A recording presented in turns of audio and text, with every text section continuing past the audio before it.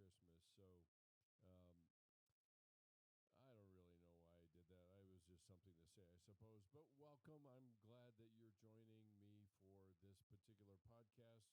Just to give you some perspective about it all. Why do this? I decided to jump on and have a podcast that isn't quite as programmatic as the Outpost was. Outpost is very much devoted to being the voice of Stained Glass International, or SGI, and trying to add information and thought into how do we build outposts for the soul, or outposts for the heart, and communities for the soul. And that really is what the Outpost is meant to be. If you're listening to this and then also listening to Outpost as well, I will give you a sneak preview of what's coming, because I'm going to be interviewing somebody who actually wrote an article a couple of years ago about the 6 things that Christians should know about Gen Z, and I am looking forward to that interview with Sarah Zylstra. And her article, I think, is very telling and very important to consider. And I would be curious to invite the people that are listening that are from that generation to affirm or disconfirm the information that we talk about there. I think it will be very thought-provoking more than anything else. So back to unscripted. This is not really directed at an attempt to do anything productive other than to talk about sorrow and how much it is very much a part of our lives. And what I said the last time is the subtext of our lives in so many ways. And I'm not talking about people that are dying in our lives as much as the losses we experience and how we go about doing that. And that's a little bit of what I want to talk about tonight. And the effort in this particular podcast is not to really have a series of topics to look at, but things that I have caught sight of and caught wind of, if you will, when we're talking about handling sorrow, handling life at all, really. And that's what this one is in particular about. Because what I want to talk about is vulnerability and accountability. And in Christian circles, it seems like it is a ultimate value to have some measure of accountability. And while that sounds really good, in my mind, it is nothing more than a buzzword. Now, let me explain why. Partly because of, let me give you some context first. Why is this such an issue, and why is it such an issue? And the issue to me is how do we own ourselves? How do we what do we do with ourselves and our own hearts? What do we do with that? And is it something that someone else is responsible for, or is it something I'm actually responsible for? And so let me explain and unpack this a little bit. And my effort here is to talk about what I think is a key issue when it comes to living consistent with the contours of our own hearts and making the changes that I hear people say all the time about the changes they want to make. And oftentimes I will hear, I just need somebody to be accountable. And I hear this a lot, actually, from a lot of guys. And they have an accountability group, or they have somebody holding them accountable. And I don't know that it serves any purpose other than to put off the person they're talking to that they have the accountability and therefore they will change. And so let me dive into this a little further, because in my mind, and I have grown up. I am old enough that it was the ultimate value in most men's groups to have accountability. And accountability, by its very nature, is requires some level of personal honesty, and honesty with someone else. And those two are very different in my mind. Personal honesty is how honest am I with myself, and then how honest am I with someone else.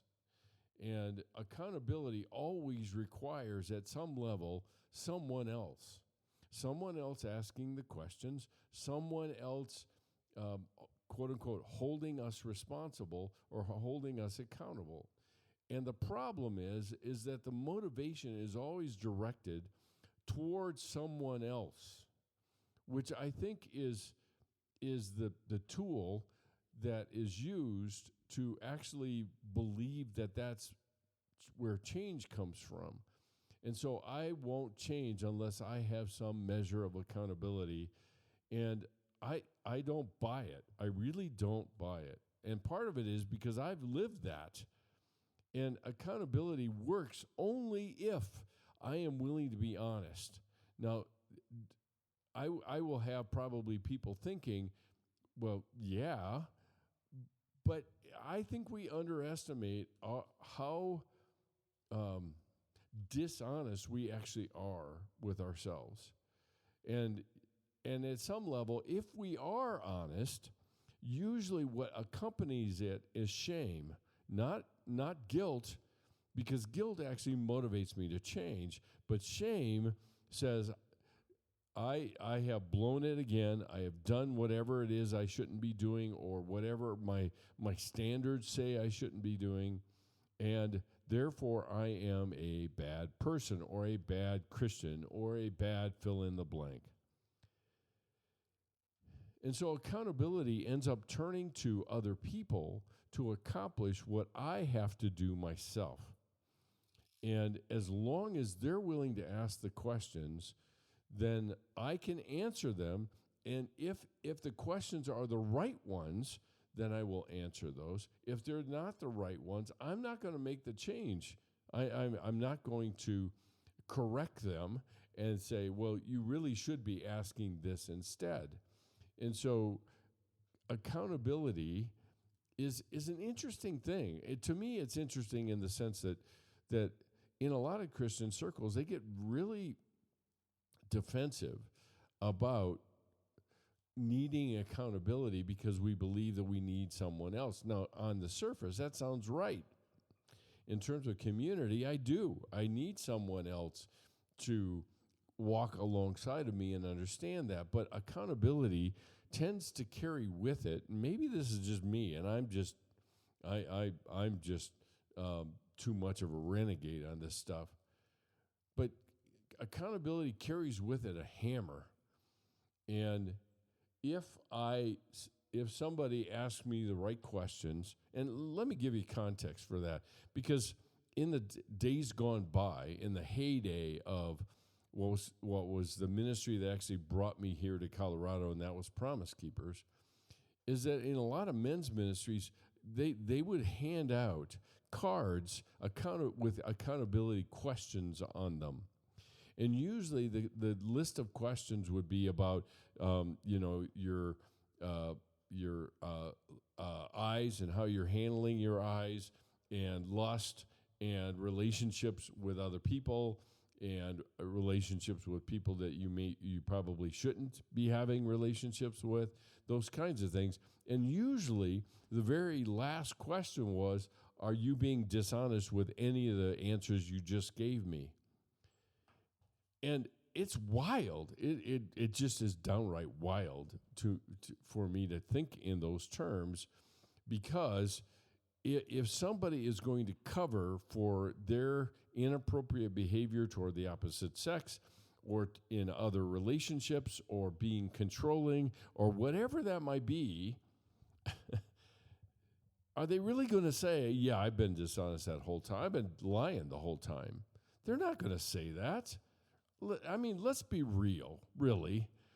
And so accountability ends up placing the responsibility for my own responsibility for myself on someone else. And I've been in too many interactions with adolescents and adults that if I don't ask the right question, they will not offer the information that is needed for the level of transparency or authenticity that is needed for the kind of changes that they're seeking to make. And in a lot of cases, I end up often asking, so what exactly do you want?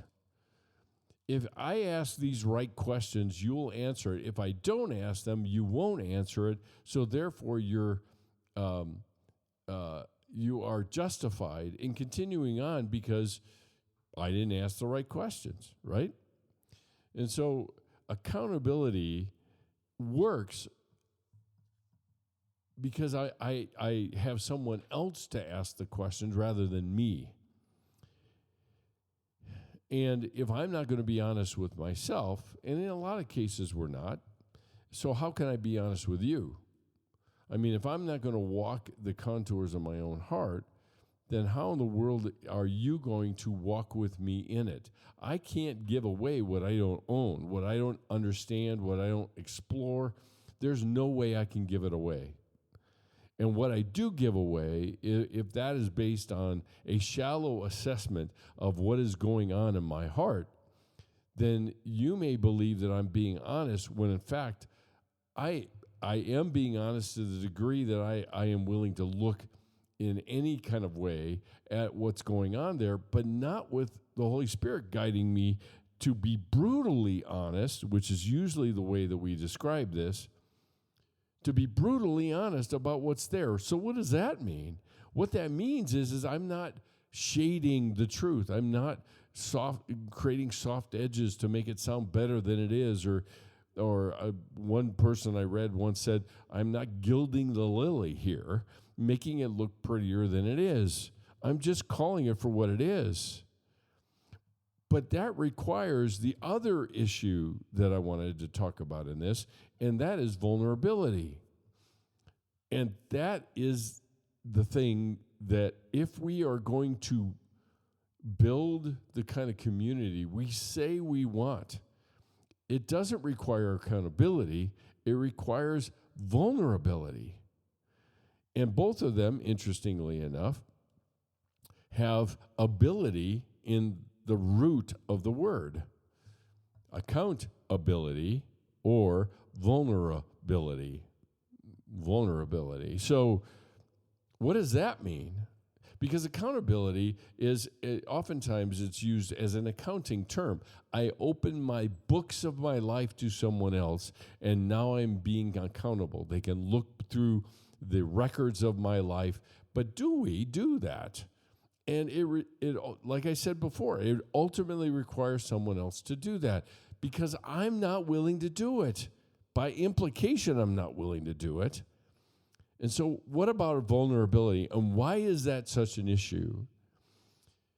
And I would say that the issue of vulnerability and the issue of accountability all revolve around control. It is the scourge of our time, and it is the defining characteristic in my mind of our culture today. It is about control. It is not about trust or vulnerability, which is what is required.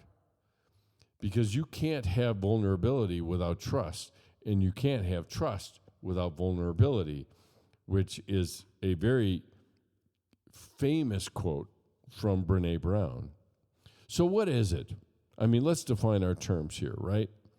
Because vulnerability means that I'm capable of being physically or emotionally wounded, and I actually voluntarily place myself in a position for that to actually happen. And that's really what it means. It comes from the Latin word vulneros, which is wounded, and being wounded, if you will. And so vulnerability requires my willingness to be wounded, not to be seen, but to be wounded because I am willing to be seen in that way. And that's why control is such a huge issue with vulnerability. I have just gotten started in a couple of my classes, the groups that are part of my classes. I interestingly, I could say that I have all the and classes at CCU because I have shame and grace. I have grief and loss. I have crisis and trauma. And those three classes are a triumvirate that is always talking about vulnerability. Now, part of the subtitle of this podcast is about life, living, and sorrow. And sorrow has a way of making it so I can't avoid being vulnerable because I have had something happen that I can't finish the blank. I can't control. And so it happens, and I have to adapt to it. I have to do something with it. And so ultimately, the question is, why would I want to do something like that? And secondly, is it even helpful for me to do that? And the bigger issue is accountability requires someone else. Vulnerability requires my choice. And it starts with my vulnerability or my willingness to be emotionally or even spiritually wounded by God himself. If I don't trust, I am not going to be vulnerable. And that's exactly why we rarely do it. The coin of the realm, if you will, is all about control. Accountability gives me some measure of control in terms of what I share and what I don't. Vulnerability does not. Most people will equate vulnerability with weakness or an incapacity to protect oneself. And while there is some truth to that, it is true that if I am capable of being wounded, then I am allowing myself to be open to the possibility that that will happen. Doesn't guarantee it. It really doesn't guarantee it. And with vulnerability, if I am going to choose it, ultimately, that is the basis on which community, closeness, and intimacy is built.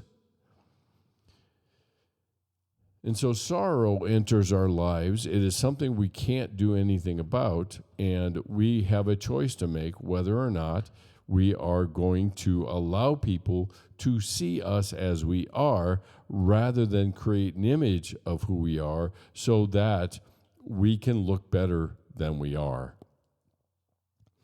But vulnerability is the basis of intimacy, and intimacy is the basis of growth. And so the question that I asked is it actually helpful to me? I would say, yes, it is. Actually, vulnerability is more important than accountability because I have to choose to be seen. And when I choose to be seen, I have to be very, very, very careful. You get the picture? Very, very careful of the people I choose to be seen by. Because not everyone is trustworthy enough to handle seeing what I will be showing them. And so I need to develop an ability to discern the nature of the people I become vulnerable with. I don't do that with anyone because not everyone is trustworthy enough for me to do it. Which takes us into a longer conversation, which I'm not going to try to tackle tonight. But it takes us into a longer conversation about do I be vulnerable with somebody that I want to try to make trustworthy, or do I evaluate and discern whether somebody is trustworthy and then be vulnerable, which the latter is the truer one to follow. But see, we've never really, we never have really developed the capacity to evaluate other people because we have been drilled with this almost religious level of belief that I can never evaluate anyone because if I do, then I'm judging them. And that, on the surface, that is not true. But because it's people, we don't want to be evaluated, so therefore we won't evaluate anyone else. And by doing so, we set ourselves up to be wounded, not intentionally, but we set ourselves to be wounded because we never evaluate the people that we take the risk of being vulnerable with. And that has to be part of the conversation when we're talking about vulnerability. Because if we're going to take the risk and we have evaluated and seen the nature of the people that we are choosing to be vulnerable with, then we are choosing to go into growth, we are choosing to go into trust, and ultimately we are choosing to go into the land of being known, which we long for and we flee from. We long for and we flee from. So one of the things that we have to understand is that vulnerability requires me to have a commitment to me. And most people will say that when you hear that statement that I just made, there's too many me's in it for most Christians, and the first thing that comes to their mind is I'm being selfish. Now, answer me this. When you get up in the morning tomorrow morning, and you get up and take a shower and brush your teeth and get ready to go off to wherever you're going off to, are you overwhelmed with a sense of guilt because you took a shower and brushed your teeth and had breakfast? No, we don't. And because we see the physical world as being perfectly appropriate to engage in caring for myself, my body, myself, everything else. When it comes to the world of the heart, we suddenly say, well, now I'm being selfish. When in fact, there is this thing that we can talk about in terms of self-care, which takes us into another issue. Because if I am going to engage in caring for my own heart and the contours of it and the people that I invite to be part of it, then my question then becomes, am I of enough value to protect that heart and to be careful about who I invite into it? Because if I don't do that, then I am going to be extremely haphazard and reckless in who I invite to be a part of my life, and who, in a lot of cases, because of our lack of evaluation of it, ends up hurting me because I haven't taken the time to watch and understand and even be a little educated about who's safe and who isn't. And so my view of my own value is key for choosing vulnerability. And when I do that, then I've got to have somebody who understands the gravity of taking the risk of being vulnerable with them. And generally, when you do, those people that are worth the risk and understand the gravity will say, wow, I am humbled by your trust of me to share that information, rather than trying to gain more and more information because that gives them some kind of it meets some kind of need in them. People that need our vulnerability are people that are patently unsafe. People who understand the gravity of our vulnerability and go into it with humility and a sense of entering in on sacred ground are people that are profoundly important and safe enough to do that. So when I engage in vulnerability, I need a safe and ready listener who is in this for me, not for them. And ultimately, it requires me to engage in the kind of personal honesty to choose, not because people are asking me the right question, but because I want to grow. I want to be seen. I want to be known. It scares the spit right out of me. Nobody is going to debate that point. It is scary to be vulnerable. It is. But there's a cost for growth, and that is one of them. And that is why it is so important to engage in vulnerability rather than accountability. In some respects, vulnerability is accountability.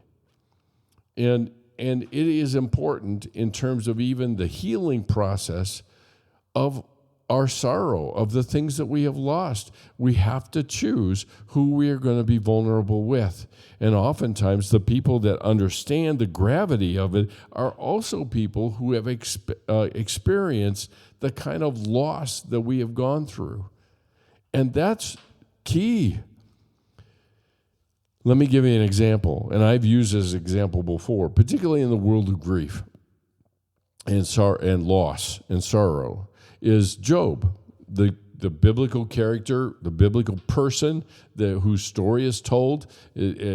Most writers and most theologians believe that Job is probably one of the oldest books of the Bible. And Job, his assets and everything are wiped out, including his family. And his friends come to visit him, and on the surface, his friends look like the kind of people that are worth trusting and being vulnerable with. And how do I say? Why do I say that? Because when they first saw him, they are stunned into silence, and they sit for 7 days with him in silence, which is a remarkable act of self-sacrifice. It is at the end of that 7 days that they blew it, because they opened their mouths to communicate to him what they believe he needed to hear, which is really moving from vulnerability, sitting with somebody in their grief and sorrow, to trying to fix the problem of their grief and sorrow, which is kind of what accountability is really all about. It's about fixing, not about growth. Vulnerability is about growth and less about fixing, and understanding that the journey of life with other people is built on vulnerability and trust. And I think you probably got that by now. So it's important, because there are a lot of people out in the audience that might be listening that will say, well, okay, how do I engage in this? And if that's what you're looking for, then certainty is what also you're looking for, and accountability will give you the certainty you want. But certainty doesn't require trust. Vulnerability does. And that's the thing that we move toward. And the bigger issue that we have to contend with is trust. Because trust creates a gap between what I know and what I hope for. And I have to live in that gap there with someone else, perhaps, and allowing them to fill that or walk that gap with me. We, as humans, hate a lack of closure. And there's at least in the world of grief, there is a lot of debate about, do we really need closure? Is that something we really do need? Or is it just a matter of how do I embrace the losses that leave a gap in our lives, and we don't have to fill it. As a matter of fact, it's already filled, because when somebody dies or we have a loss, what is left behind, the hole that's left behind, is where love exists and where trust exists. And so accountability or vulnerability is the question of the day and of the podcast. And what do you want to do with it? Because accountability requires somebody else. Vulnerability requires trust and a willingness to be seen and known. And that's horrifying, even frightening, because we lose some measure of control. But by doing so, we gain some measure of connection, which we all desperately desire. And that's what this really is all about. And how do we go about doing that, really? And it's not about how. It's about what do I share with whom is the question. And that's what we have to go toward and how we have to move toward people that way. Because I can tell you from the groups that I've done, even this semester, and that's true for the 40 years of counseling I have done, and all the groups and thousands of hours I have spent with people in groups, that is always the same thing, that there is a moment of sacred connection that happens when people are willing to trust enough to allow themselves to be seen.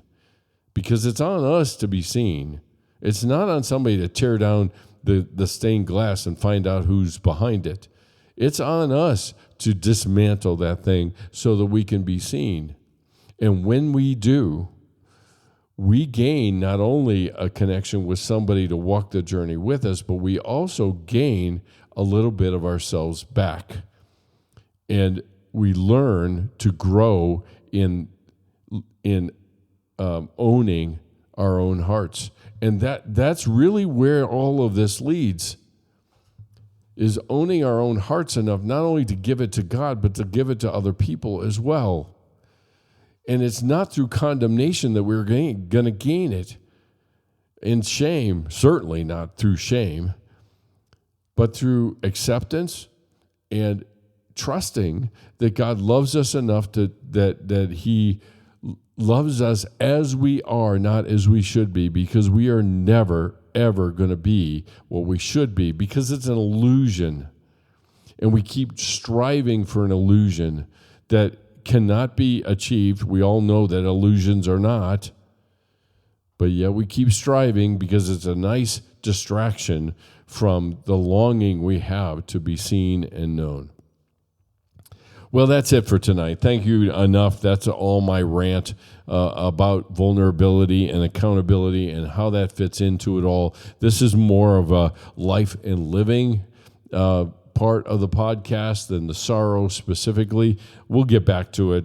I can tell you, just in my own journey through sorrow, the last episode was on surprises, and I have had so many people say that and affirm how often there is an ambush of emotions that we just can't see coming. And that's also the case even in my own journey through sorrow and the loss of the friend that I had back in March, is that we seem to get distracted by life.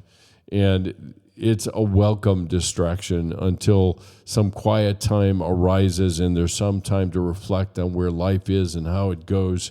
And then it's like, ouch, that hurts again. And the worst question to say is am I not any further than this? When in fact, it's an indication of how much further I am. And that is very much the journey through the seasons of our grief that we experience. So that's it for tonight. Thanks so much for joining me. Be sure to check out the website at sgi-net.org. There's lots of resources there. There's a particular one in the works to be unveiled probably around Christmas time, realistically, that you might be interested in. It fits in with all the things that I tend to take on in this podcast, but as well as also in the Outpost for the Heart podcasts. And there is, like I said, coming up next week is a podcast on the Outpost where I get to interview somebody that I think y'all might find interesting. What we're going to do right now, because my schedule is so torrid, not only with teaching but other things, we are going to go every other week. So next week will be the Outpost. The following week will be unscripted, and we will alternate those, and they'll complement one another because I may have some commentary to provide on whatever it is I talked about in the outpost. So they will intermingle in a lot of ways, and that will be part of this podcast as well. So if you want to support and encourage and be a part of the ministry of SGI, you certainly can do that on the donate button on the website. If there's something I've said or you have some curiosity about, be sure to use the contact form on the website, or just to email me or DM me on Instagram at SG_international. On Instagram, and Stained Glass International on Facebook. You can find me there as well if you have any reactions to some of the stuff I'm talking about tonight. Thanks so much for joining me. I hope to check back in a couple of weeks, and until then, love ya. Later. Bye.